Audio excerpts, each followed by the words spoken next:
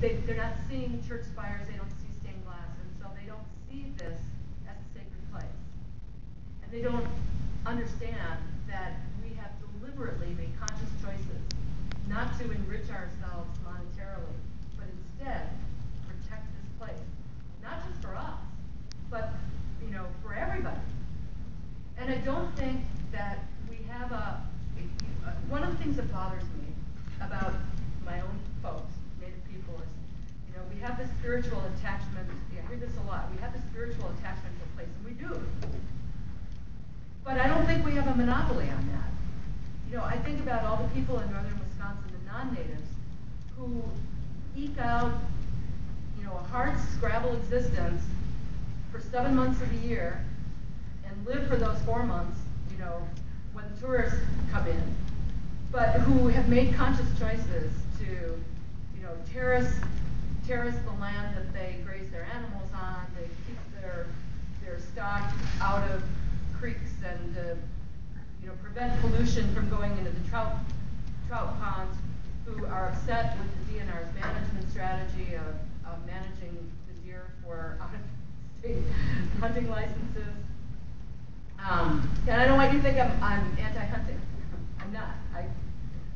I love venison and turkey, and I don't have a problem with hunting. I do have a problem with management plans that are intended more to sell licenses to out-of-state hunters than to manage the herd in a respectful, responsible way. So there's plenty of non-Indians out there that I know, what I'm saying resonates with them because they feel that same attachment to the land that has now been in their family for 100 years or more. And they want to do the right thing. And, looking at some of those, the testimony from the public hearings in Mellon, nobody is willing to risk environmental ruin for mining. And so, and I'm wondering, who's driving this? Who's driving this bus? It just seems to me that this is another example of a, kind of a top-down sort of,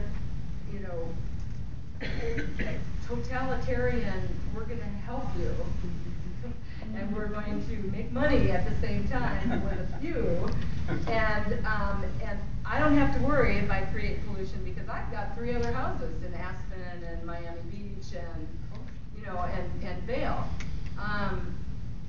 Well, I guess you wouldn't have 2 houses in Colorado, would you? Maybe Palm Beach.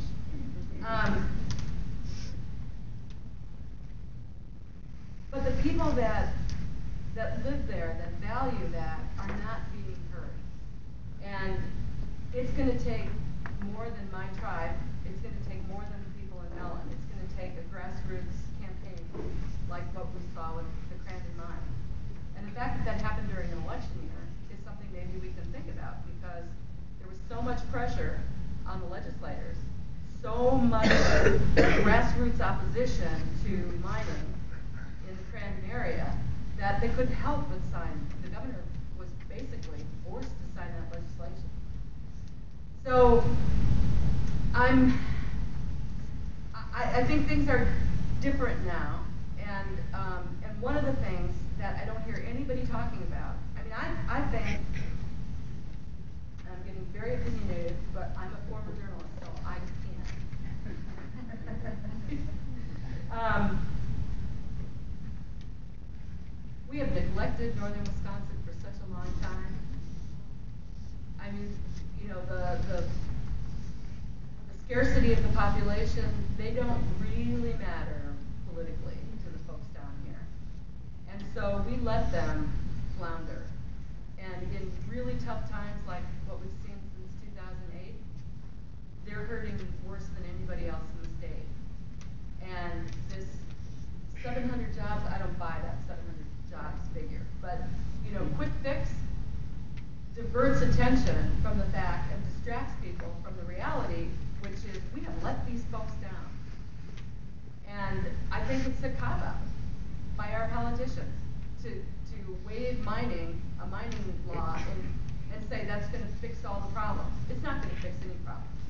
And it could leave us in could leave the people in northern Wisconsin in even